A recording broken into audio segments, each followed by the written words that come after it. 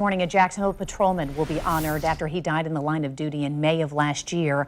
Officer Lance Whitaker was responding to a crash when he lost control of his patrol car on Interstate 295 near Alta Drive. He was a 17-year veteran of JSO.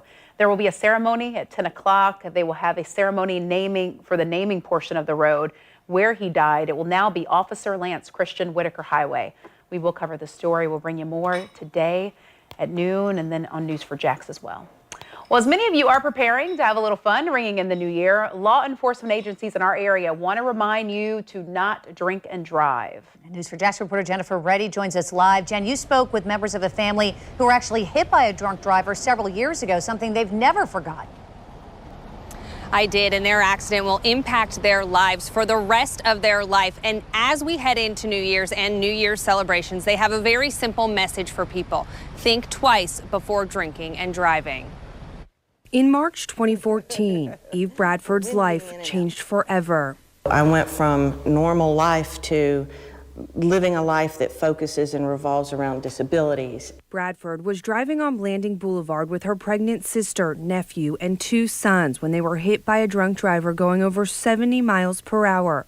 All 5 were injured, and Eve says she didn't know if she would survive. Where I was before the wreck, I had a career that I loved. I taught 6th grade out at Oakleaf.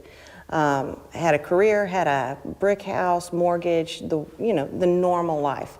And now I lost the house, I lost the career, I lost the capacity to be able to do the things that I loved. Eve suffered a head injury and shattered her pelvis. I tell people that I walk with forearm crutches, they're my souvenirs. Her son Dyson, just over 4 at the time of the crash, was briefly paralyzed on his right side.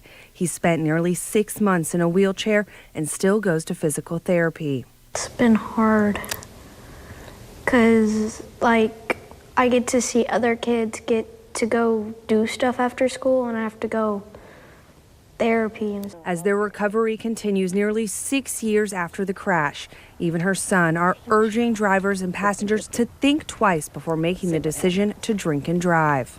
And I see kids that are going out to party or to play, and they're just wanting to have a good time. They're wanting to have fun. But sometimes they forget that on the flip side of that having fun are choices and decisions. And those choices and decisions affect everybody out driving on the streets. Everybody around you. Everybody around you. The driver who hit Eve and her family is serving 10 years. Mothers Against Drunk Driving is also reminding passengers not to get in the car with anybody who may have been drinking. Jennifer Reddy, Channel 4, the local station.